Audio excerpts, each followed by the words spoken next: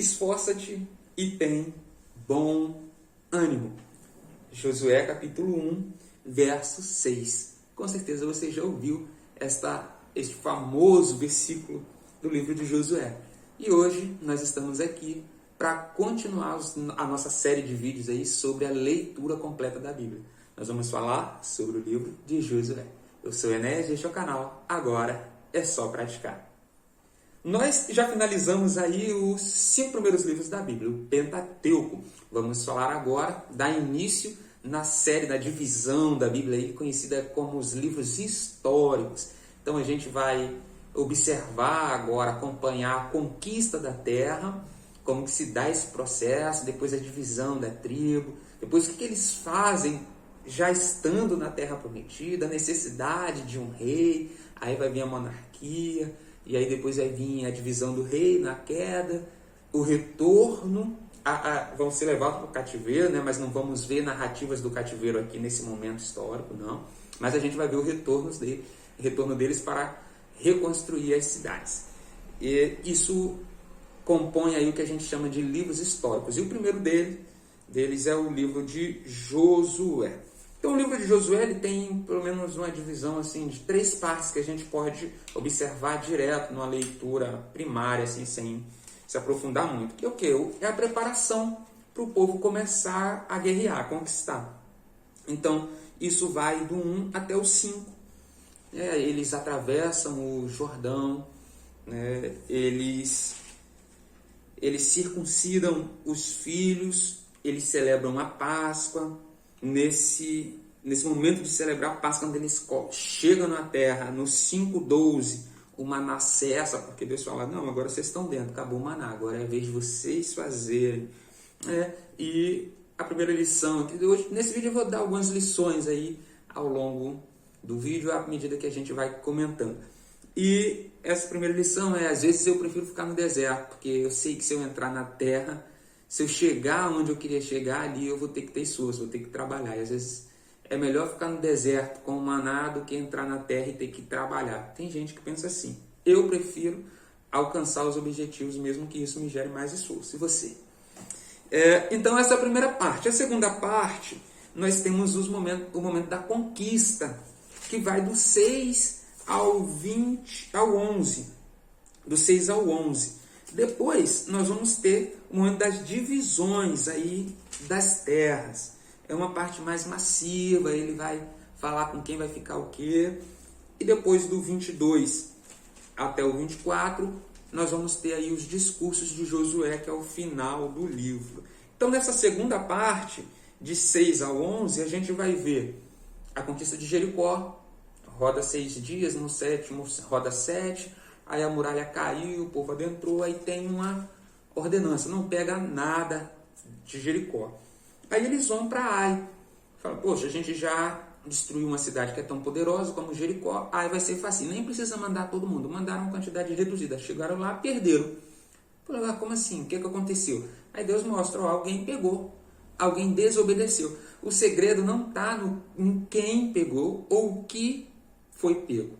Então eu nem vou falar disso. Porque o detalhe está na desobediência.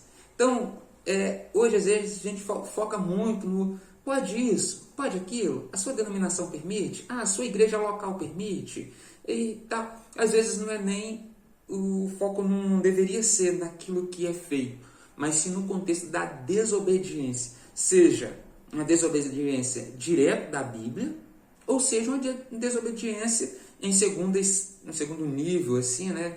Uma importância menor, mas também é desobediência do ponto de vista da comunidade local. A comunidade local acerta alguma coisa sobre algo e você quer estar na comunidade local, mas desobedecendo.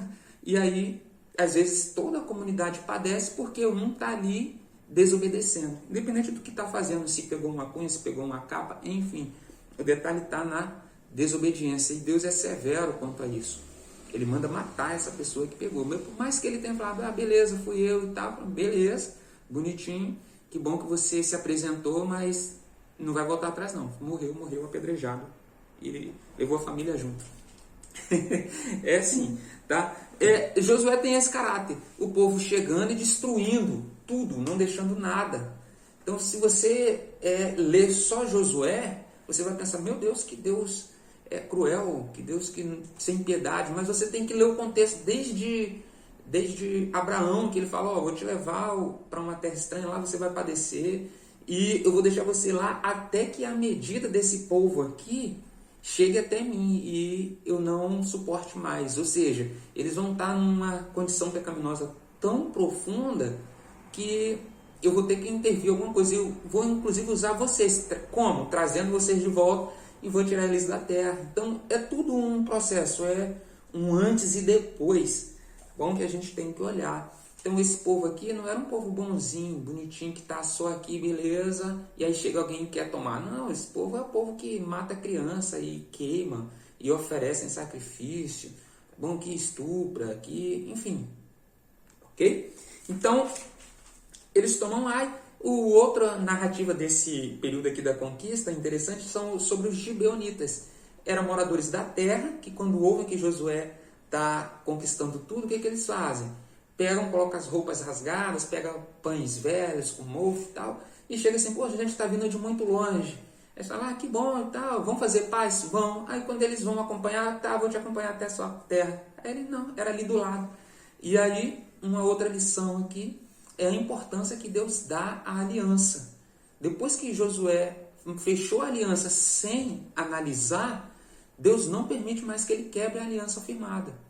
Então, depois que ele descobriu que o povo era da terra, não adiantava mais, ele não pôde destruir o povo. E aí, dentro desse contexto, eles claro, vão subjugar o povo, vocês vão ser cortadores de lenha e tal, mas eles inclusive têm que prestar socorro a esse povo, porque estão sob o cuidado dele. E aí, nesse contexto, tem uma guerra lá, porque os reis falam assim, não, Gibeão está com eles, aí vão lá guerrear com Gibeão, aí Josué sai ao auxílio de Gibeão, e aí, nesse momento, lá no 10, do 12 ao 15, você vê Deus parando o sol e retendo a lua para que ele pudesse ganhar aquela batalha. E é claro que Deus não parou o sol e a lua, simplesmente Deus parou todo o sistema, porque senão iria colapsar, né? Deus para tudo, cada planeta, cada estrela, cada asteroide que estava se movendo ali, Deus para tudo ali e deixa só Josué lá embaixo lutando. É uma coisa incrível se você parar para pensar.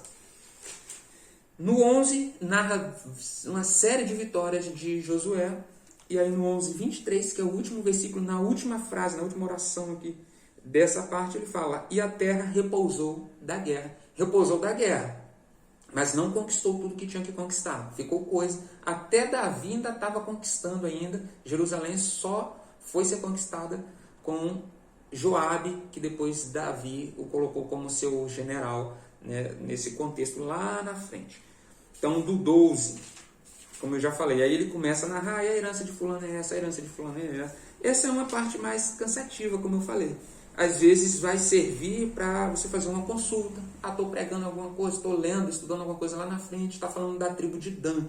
Deixa eu olhar aqui para onde que Dan estava, quem ele ficou no meio de alguma tribo e tal, nesse contexto. E aí aqui a gente vai finalizando o livro com um discurso de Josué. E é interessante que a gente vê muito paralelo da vida de Josué com a vida de Moisés. Moisés tem um chamado onde Deus aparece para ele e fala, tira a sandália dos seus pés. Você vai ver isso acontecendo com Josué também. Um anjo aparece e fala, tira a sandália dos teus pés, porque esse lugar é santo. Lá no 5:15, você vê Moisés fazendo o povo passar o mar. Josué fez o povo passar o Rio Jordão.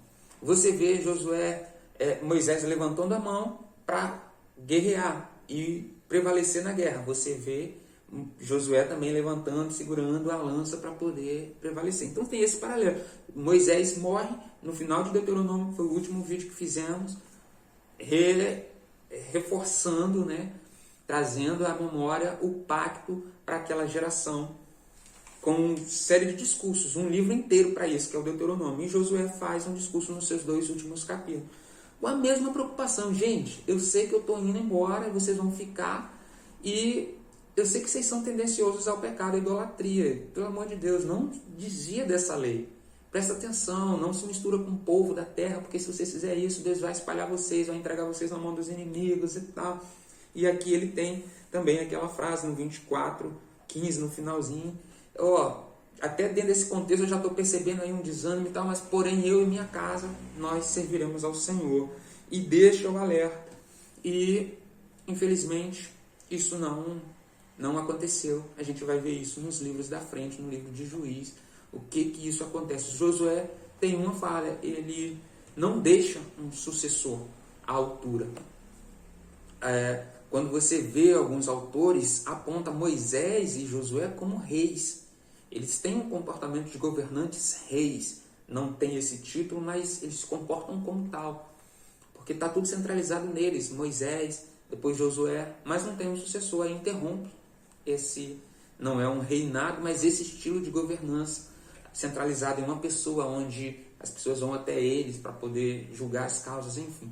E aí quando perde essa referência, fica solta, começa a ter um juiz aqui, alguém para julgar dali, que vai ser o período dos juízes, um período bem turbulento na história de Israel. Mas aí isso aí é história para o próximo livro. Beleza? Então é isso aí. Se você chegou até aqui, está acompanhando essa série, mais de 11 minutos, é porque você está gostando, porque você está vindo junto. Então deixa um comentário aí para se identificar, para eu saber que está tendo audiência, que pessoas estão acompanhando. Né? Se você está tendo essa experiência de ler a Bíblia toda, me diz como é que está sendo, coloca aí embaixo nos comentários, está gostando, se manifesta de alguma forma, compartilha, deixa o seu like. Se ainda não é inscrito, fica o convite para você se inscrever, ativar as notificações para receber aí vídeos como esse e outros também, de outros nichos que tem aqui no canal.